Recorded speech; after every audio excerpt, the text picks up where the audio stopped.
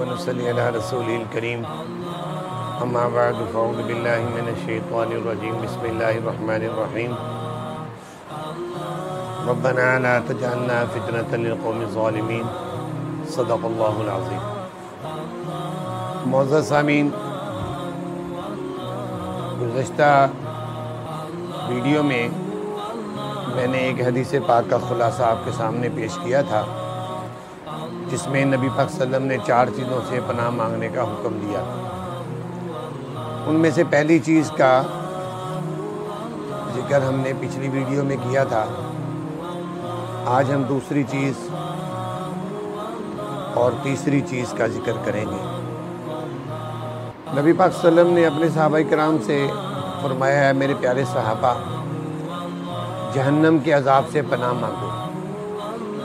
تمام صحابہ کرام نے جہنم کے عذاب سے پناہ مانگتے ہوئے یوں دعا کی، اللہم انا نعوذ بک من عذاب جہنم، اے اللہ ہم جہنم کے عذاب سے پناہ مانگتے ہیں۔ ہر مسلمان جانتا ہے کہ جہنم کا عذاب کتنا شدید ہوگا، کتنا خوفناک ہوگا، کتنا ہولناک ہوگا۔ اس کا اندازہ آپ اس حدیث مبارکہ سے لگا سکتے ہیں کہ ایک دفعہ نبی پاک صلی اللہ علیہ وسلم نے حضرت جبرائیل سے فرمایا، جبرائیل مجھے ذرا جہنم کی کیفیت بتاؤ۔ تو حضرت جبرائیل نے عرض کیا، یا رسول اللہ تعالیٰ نے جہنم کی آگ کو جلایا، اس کو دہکایا، اس کو تپایا، 1000 سال تک اس کو جلایا، اور 1000 سال کے بعد اس کا رنگ سرخ ہو گیا۔ پھر مزید 1000 سال تک اس کو جلایا، اس کو تپایا، پھر اس کا رنگ زرد ہو گیا۔ پھر 1000 سال تک جہنم کی آگ کو جلایا اور تپایا، بالآخر اس کا رنگ سیاہ ہو گیا۔ اور حضرت جبرائیل عرض کرنے لگی، یا رسول اللہ اب اس جہنم کی نہ لپٹیں کم ہوتی ہیں، نہ شعلے کم ہوتے ہیں۔ اور پھر فرمانے لگی، یا رسول اللہ صلی اللہ علیہ وسلم، جب حضرت آدم علیہ السلام کو اللہ تعالیٰ نے دنیا میں بھیجا تو اللہ تعالیٰ نے فرمایا، اے جبرائیل جاؤ دروغہ جہنم سے تھوڑی سی آگ لے کر آؤ تاکہ میرے آدم کے لیے دنیا میں ان کو کھانے پکانے کے کام آ سکے۔ حضرت جبرائیل دروغہ جہنم کے پاس گئے اور ان کو جا کر کہا کہ تھوڑی سی آگ دے دو۔ دروغہ جہنم مالک نے کہا، کتنی آگ چاہیے؟ تو حضرت جبرائیل نے کہا، 1 چھوارے کے برابر دے دو۔ دروغہ جہنم نے کہا، یہ بہت زیادہ ہے،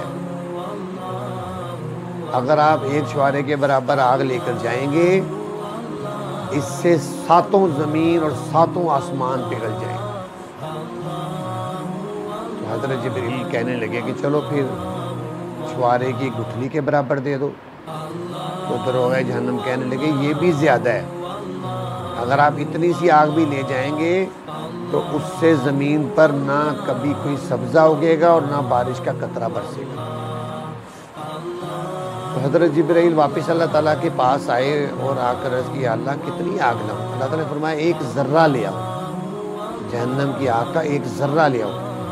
حضرت جبرائیل واپس گئے اور جا کر 1 ذرہ لے کر آئے، اور اس 1 ذرے کو 70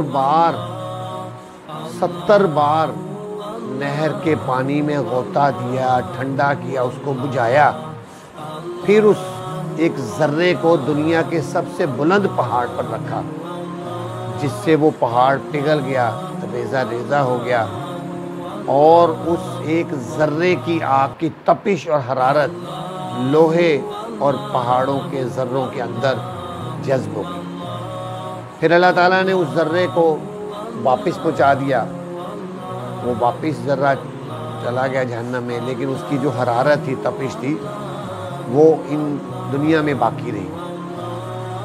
اب یہ جو دنیا کی آگ ہے، دنیا کی آگ یہ اسی جہنم کی آگ کے ذرے کی صرف حرارت ہے، اور ہم دنیا کی آگ کو ایک سیکنڈ کے لیے برداشت نہیں کر سکتے، ایک سیکنڈ کے لیے کوئی بھی اپنی انگلی کو دنیا کی آگ پر ایک سیکنڈ کے لیے رکھ کر برداشت نہیں کرے، تو آپ اس سے اندازہ لگائیں جہنم کی آگ کتنی تیز ہوگی۔ اور ایک روایت میں آتا ہے نبی پاک صلی اللہ علیہ وسلم نے ارشاد فرمایا کہ جہنم میں سب سے ہلکا عذاب اس جہنمی کو ہوگا کہ جس کو صرف جہنم سے جہنم کی آگ کی 2 جوتیاں لا کر پہنائی جائیں گی۔ اس آدمی کو جہنم میں نہیں ڈالا جائے گا، بلکہ صرف 2 جوتیاں جہنم کی آگ کی اس کو پہنائی جائیں گی، اور ان 2 جوتیوں کی وجہ سے اس کا دماغ ہانڈی میں جیسے پانی ابلتا ہے ایسے ابلے گا، اور اس کے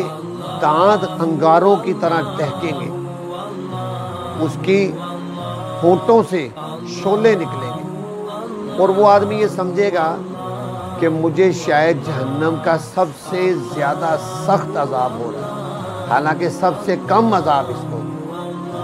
تو میرے محترم دوستو، کتنی شدید ہے جہنم کی آگ اور اس کا عذاب۔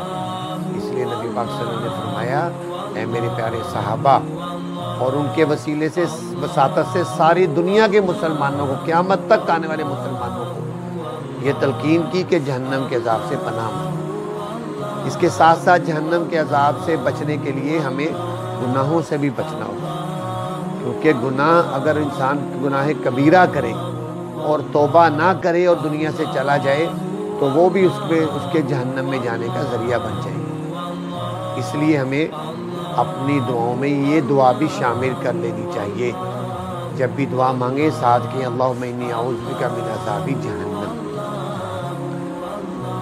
تیسری چیز جسے نبی پاک صلی اللہ علیہ وسلم نے پناہ مانگنے کی تلقین کی وہ یہ تھی کہ آپ نے فرمایا، اے میرے پیارے صحابہ، یہ دعا مانگو، اللہم انا نعوذ بک من جمیع الفتن ما ظہر منہا وما بطن۔ اے اللہ، ہم تیری پناہ چاہتے ہیں تمام ان فتنوں سے جو ظاہری ہیں اور تمام ان فتنوں سے جو باطنی ہیں۔ تو سب صحابہ کرام نے تعمیل ارشاد میں یہ دعا مانگی۔ اب ظاہری فتنے اور باطنی فتنے کون کون سے ہیں؟ تو محدثین نے اس کی وضاحت کی ہے، ایک اس کی وضاحت یہ کی ہے اور ایک مطلب یہ بیان کیا ہے کہ ظاہری فتنوں سے وہ فتنے مراد ہیں جو ہمیں اپنی آنکھوں سے نظر آتے ہیں، آنکھوں سے جو نظر، جیسے کوئی حادثات ہیں جو ہم آنکھوں سے دیکھتے ہیں، کوئی واقعات ہیں، کوئی مصیبتیں ہیں، اور اسی طرح گناہ آلود زندگیاں جو ہم اپنی آنکھوں سے دیکھتے ہیں، یہ ظاہری فتنے ہیں۔ تو جو ہماری آنکھوں سے نظر آنے والی مصیبتیں، آفتیں، حادثات ہیں یا گناہ ہیں، وہ سب ظاہری فتنے ہیں، نبی پاک ان سے پناہ مانگے۔ اور باطنی فتنے جو آنکھوں سے نظر نہیں آتے، جیسے دل کی بے چینی ہے، دماغی بے سکونی ہے، یہ باطنی فتنے۔ دوسرا مطلب محدثین نے اس کا یہ بیان کیا ہے کہ ظاہری فتنوں سے وہ فتنے مراد ہیں جن کا تعلق ہمارے جسم سے ہے، وہ ظاہری فتنے ہیں، جیسے کسی کا بیمار ہو جانا، مثال کے طور پر کسی کو کینسر ہو گیا، جسم بیماری میں مبتلا ہے، کسی کو ٹی بی ہو گئی، وہ ایک جسم کے ساتھ متعلق بیماری ہے۔ اسی طرح جیسے آج کل کے دور میں کرونا کی وبا پھیلی ہے، کرونا کے اندر کوئی مبتلا ہو جائے، اس کو بخار ہو جائے، اور اس کے علاوہ کوئی بھی تکلیف جسم کو پہنچی ہے، کوئی ایکسیڈنٹ ہو گیا، کوئی حادثہ ہو گیا، کوئی پریشانی آ گئی، جس کا تعلق جسم سے ہے، وہ ظاہری فتنے۔ اور باطنی فتنے وہ ہیں کہ جن کا تعلق دل سے ہے، جیسے دل کے اندر حسد پیدا ہونا، بغض ہونا، کسی سے بدگمانی کرنا، تو یہ باطنی فتنے۔ تو نبی پاک صلی اللہ علیہ وسلم نے فرمایا ظاہری اور باطنی دونوں فتنوں سے پناہ مانگو۔ کتنی جامع دعا ہے کہ اگر ہم اس دعا کو اپنے معمولات میں شامل کر لیں تو موجودہ دور کے اندر بھی جو وبائیں ہیں ان سے بھی، اور ہر قسم کی پریشانیاں، مصیبتیں، آفتیں، ان سب سے ہم محفوظ ہو سکتے ہیں۔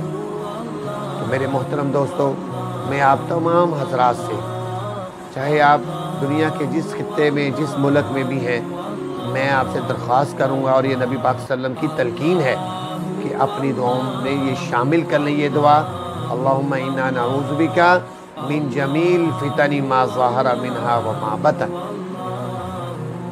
اللہ تعالیٰ سے دعا ہے، اللہ تعالیٰ نے جو ہم نے یہ باتیں کی ہیں، ان باتوں کا اپنی بارگاہ میں قبول و منظور فرمائے اور ان پر عمل کرنے کی توفیق عطا فرمائے۔